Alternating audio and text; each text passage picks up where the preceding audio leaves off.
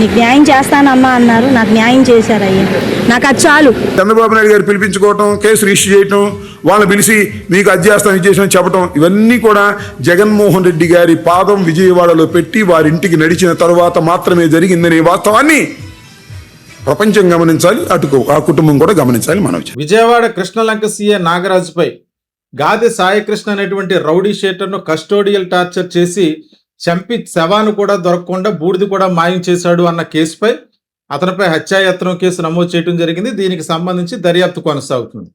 ఇది ఎలా ఉండగా నిన్న సాయికృష్ణ తల్లిని విజయలక్ష్మిని, ఆమె కుటుంబ సభ్యుల్ని కూడా ముఖ్యమంత్రి నారా చంద్రబాబు నాయుడు గారు తన వద్దకు పిలిపించుకున్నారు. ఈ సందర్భంగా ఆ కుటుంబ సభ్యులతో మాట్లాడారు.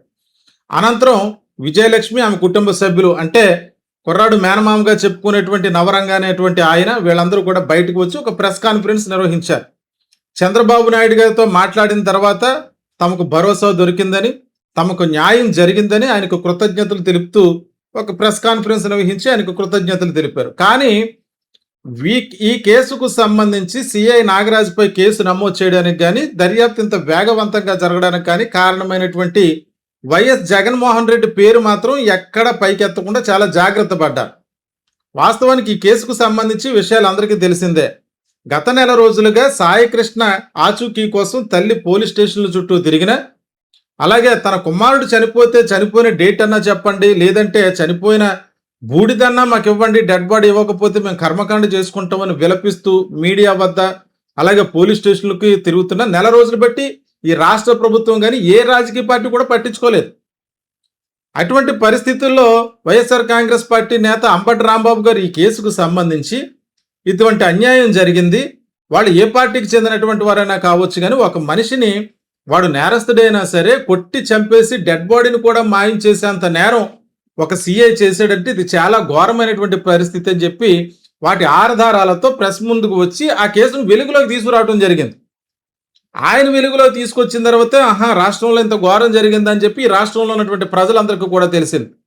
ఎందుకంటే చట్ట ప్రకారం అతను రౌడీ షీటరు, క్రిమినల్, ఏదో కొన్ని కేసులు అతని మీద ఉన్నాయి, 40 కేసులు ఎన్నో ఉన్నాయని ప్రభుత్వం చెప్తున్నారు. లేదు అదే వాళ్ళ మేనమామ ముల్లపూడి నాగేశ్వరరావు గారు ఆయన చెప్తున్నారు అన్ని కేసులు లేవు, కేవలం 2 కేసులు మాత్రమే పెండింగ్లో ఉన్నాయి, ఎల్బిడబ్ల్యూలో కొద్దిగా పెండింగ్ వారెంట్ పెండింగ్ ఉంది, అవి మాత్రమే ఉన్నాయి, ఇంక కావాలంటే మీ నెట్లో కొట్టి చూసుకుని అన్ని కేసులు లేవని చెప్పి ఆయన చెప్తున్నారు. మేమందరం కూడా కాపు సామాజిక వర్గానికి చెందినటువంటి ఈ రాష్ట్ర ప్రభుత్వంలో ఈ కూటమి ప్రభుత్వానికి మేము సపోర్ట్ చేసాం, రంగారాధ మిత్రమండలి సభ్యులు, మాకు ఏ రాజకీయ పార్టీతోటి సంబంధం లేదు, కానీ పవన్ కళ్యాణ్ మీద ఉన్నటువంటి అభిమానంతో మేము ఆయనకు సపోర్ట్ చేసామన్నట్టుగా ప్రెస్ మీట్ నిర్వహించారు.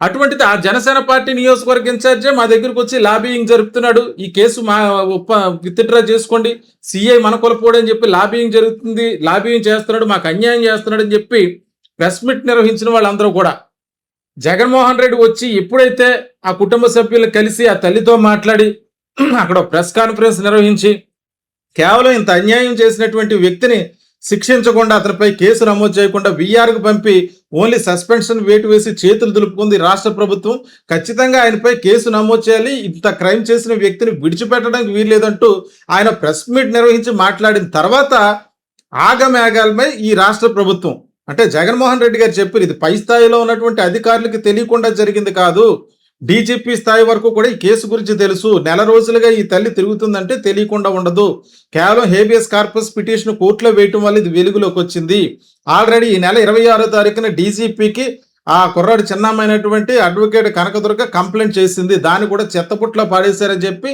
తీవ్రమైన విమర్శలు గుప్పించిన తర్వాత రాష్ట్ర ప్రభుత్వం ఆగమేఘాల మీద స్పందించి ఒక ప్రతిపక్ష నాయకుడు వచ్చి అక్కడ నిలబడి పోరాటం చేసే పరిస్థితి ఉందని చెప్పి నిన్న నాగరాజుపై హడావుడిగా హత్యాయత్నం కేసు, అక్రమ నిర్బంధం కేసులు, సెక్షన్లతో ఆయనపై కేసు నమోదు చేశారు.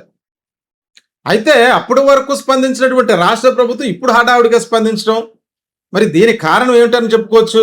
ప్రధానంగా ఇప్పటి వరకు స్పందించినటువంటి ఇంత స్పీడ్గా ఆ సాయికృష్ణ తల్లి కుటుంబ సభ్యులను చంద్రబాబు నాయుడు గారు పిలిచి మాట్లాడటం, భరోసా ఇవ్వటం, అక్కడ వాళ్ళు వెంటనే ప్రెస్ మీట్ బయటకు వచ్చి ప్రెస్ మీట్ పెట్టి చంద్రబాబు నాయుడు గారు న్యాయం చేశారని కృతజ్ఞతలు చెప్పడం, ఎక్కడ కూడా జగన్మోహన్ రెడ్డి గారి పేరు ఎత్తకపోవడం మంచిదే.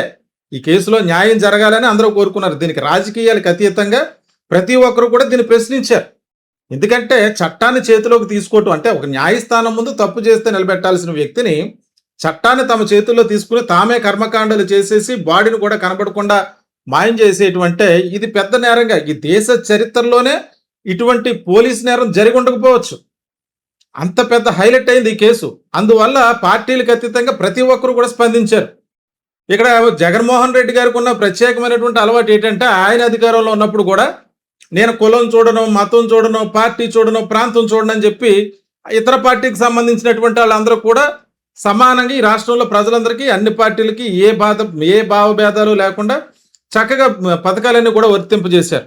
ఇప్పుడు కూడా వాళ్ళు ఏదో జనసేన పార్టీకి చెందిన వాళ్ళను ఆయన ఆ నవరంగానే ట్యాగ్ చేసుకుని ఆ జనసేన పార్టీ ఐడెంటిటీ కార్డు వేసుకుని చాలా తీవ్రంగా మండిపడ్డాడు రాష్ట్ర ప్రభుత్వం మీద, జనసేన పార్టీ మీద. అటువంటి పరిస్థితుల్లో ఈయన ఒక ప్రతిపక్ష నాయకుడిగా వాడు క్రిమినల్ అయితే అవ్వచ్చు, కానీ ఈ రకంగా చట్టాన్ని చేతిలో తీసుకుని పోలీసు వ్యవస్థ ఈ రకమైనటువంటి పరిస్థితుల్లో ఉండటం తప్పు అని చెప్పి వాళ్ళకి మద్దతుగా వెళ్ళి అక్కడ నిలబడి ప్రెస్ మీట్ నిర్వహించి ఆ పార్టీకి ఒక భరోసా, ఆ కుటుంబానికి ఒక భరోసా ఇచ్చారు. దానివల్ల ఇప్పుడు ప్రభుత్వం ఆగమేఘాల మీద నాగరాజు గారిపై కేసు నమోదు చేసింది. ఆయన ఒక్కడే కాదు, ఇప్పుడు ఈ కేసుకు సంబంధించి మిగతా కోణాలు కూడా బయటపడుతున్నాయి. కేసినేని చిన్ని జాతీయ మానవ హక్కుల కమిషన్కి ఒక లెటర్ రాశారు.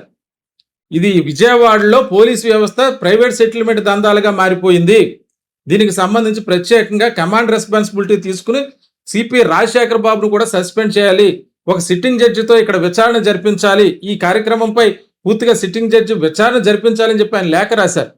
అయితే ఈ పరిస్థితులన్నీ ఎలా ఉన్నా సరే ప్రస్తుతానికైతే పోలీస్ డిపార్ట్మెంట్ నాగరాజు గారిపై కేసు నమోదు చేసింది. కానీ నిన్న జడ శ్రవణ్ కుమార్ ఈ కేసుకు సంబంధించి కీలకమైనటువంటి అంశాలు బయటపెట్టాడు. వాస్తవానికి నాగరాజు గారు ఒక్కరే ఈ కేసులో లేరు. దీనికి సంబంధించి మార్కాపురంలో తన స్నేహితుడితో ఒక హోటల్లో కలిసి ఉన్నటువంటి సాయికృష్ణను టాస్క్ ఫోర్స్ పోలీసులు అక్కడి నుంచి అదుపులో తీసుకొచ్చారు. తీసుకొచ్చి ఆయన చెప్పినట్టుగా, శ్రవణ్ కుమార్ గారు చెప్పినట్టుగా ఒక ప్రైవేటు హాస్పిటల్ పక్కన ఉన్నటువంటి ఒక ఫేమస్ హోటల్కి తీసుకువెళ్ళి ఆ గదిలో పెట్టి చిత్రహింసలకు గురి చేసి సిఐ నాగరాజు గారిని కూడా ఇందులో ఇన్వాల్వ్ చేసి ఒకటే పగలంతా టాస్క్ ఫోర్స్ ఆఫీసులో రాత్రి అయ్యేటప్పటికి నాగరాజు గారు చావ కొట్టడంతో అతని ఆర్గాన్స్ అన్ని కూడా దెబ్బతిని ఇంటర్నల్ బ్లీడింగ్ అయ్యి అతను చనిపోయే ప్రమాదమైన పరిస్థితికి చేరుకున్నాడు అని చెప్పి ఆ జరిగిన తతంగానంతా నిన్న జడ శ్రవణ్ కుమార్ దీని గురించి చెప్పడం జరిగింది. ఇదే అంశంపై అంటే నిన్న మధ్యాహ్నం సడన్గా అనుకోకుండా, అంటే ఈ కోణం చాలా మందికి తెలియలేదు, టాస్క్ ఫోర్స్ సిబ్బంది అయినటువంటి టాస్క్ ఫోర్స్ ఏసీపీగా ఉన్నటువంటి లతా కుమారిని ఇన్వెస్టిగేషన్ చేశారు. ఆవిడని క్వశ్చన్ చేయడానికి పిలిపించారు దిశ ఏసీపీ దైవప్రసాద్. సుమారు 5 గంటల వరకు ఆమెని క్వశ్చన్ చేశారు. ఈ కేసుకి సంబంధించి కోణాలన్నీ కూడా వెలికి తీస్తున్నారు. అంటే ఇదంతా ఎప్పుడు జరిగింది? ప్రభుత్వం దలుచుకుంటే ఇవన్నీ ముందే జరుగును, కానీ అక్కడ సిఐ నాగరాజుని కానీ ఈ డిపార్ట్మెంట్లో సంబంధించినటువంటి వాళ్ళందరూ కూడా కాపాడే ప్రయత్నం చేశారా అంటే అటువంటి అనుమానమే కలుగుతుంది. వాస్తవానికి ఈ కేసులో పూర్తిగా న్యాయం జరగాలని కోరుకున్నాం, కరెక్టే. వీళ్ళకి సంబంధించిన నష్టపోయిన కుటుంబాన్ని చంద్రబాబు నాయుడు గారు పిలిపించారు, వారిని ఓదార్చారు, న్యాయం చేస్తామని హామీ ఇచ్చారు, కరెక్టే. కానీ అనుకోకుండా ఇంకొక వీడియో రిలీజ్ అయింది ఈ నాగరాజు గారికి సంబంధించి.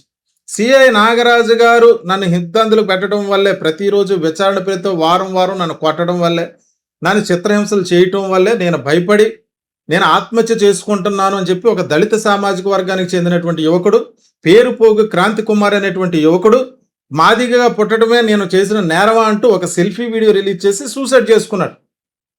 మరి దీనికి సంబంధించి కుటుంబం జరిగిన అన్యాయాన్ని కూడా చంద్రబాబు నాయుడు గారు అది కూడా పరిశీలించాలి కదా. మాదిగ సామాజిక వర్గానికి నేను పెద్ద మాదిగనని చెప్పుకునేటువంటి చంద్రబాబు నాయుడు గారు మరి ఆ కుటుంబ సభ్యులను కూడా పిలిచి ఓదార్చాలి కదా. ఆ దానికి సంబంధించినటువంటి కేసులో కూడా అందులో పాత్రదారులైనటువంటి ఆ సీఐని కానీ మిగతా పోలీసులు కానీ శిక్షించాలి కదా. అందులో చనిపోయినటువంటి దానికి ఎంతో ఇష్టమైనటువంటి మాదిగ సామాజిక వర్గానికి చెందినటువంటి వ్యక్తి, అలాగే ఒక దళిత సామాజిక వర్గానికి చెందినటువంటి వ్యక్తి, SC ST prevention of offenders act కింద కూడా కేసు నమోదు చేయాలి. మరి ఈ కేసు విషయంలో ఎందుకు తాత్సారం చేస్తున్నారు అంటే ఆ ఒక్క కేసులోనే వారికి న్యాయం చేశారు అంటే కాపు సామాజిక వర్గం ఓట్లు ఏమన్నా దూరం అవుతాయని మరి ఆయన ఆలోచించారో మరి ఏటో. మొత్తానికైతే ఆ కుటుంబ సభ్యులు కూడా చంద్రబాబు నాయుడు గారు పూర్తిగా మాకు న్యాయం చేశారు అన్నటువంటి భరోసాతో బయటకు వచ్చారు. ఆనందంగా ఆయన కృతజ్ఞతలు చెప్తూ వెళ్ళినట్టు వెళ్ళారు. మరి వాళ్ళకి ఏ రకమైనటువంటి హామీ ఇచ్చారన్న తెలియదు. ప్రస్తుతానికైతే మాత్రం ఈ కేసుకు సంబంధించి విచారణ వేగవంతంగానే జరుగుతుంది.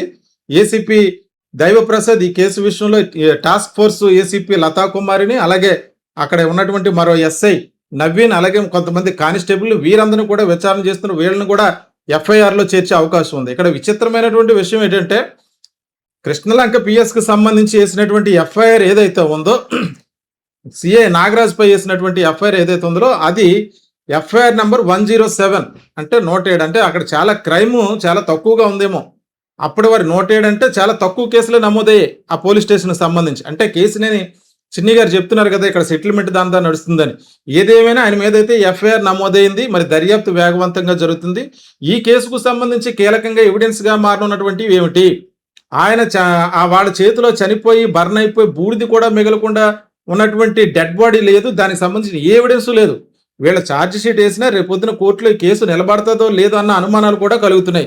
ఏది అయినప్పటికీ ప్రస్తుతానికైతే విచారణ వేగవంతంగా జరుగుతుంది. సిఐ నాగరాజు గారిని మరి అరెస్ట్ చేస్తారో లేదా, ఇంకెంతమందిని ఈ కేసులో అరెస్ట్ చేస్తారో, ఏం జరుగుతుందో మనం వేచి చూడాలి.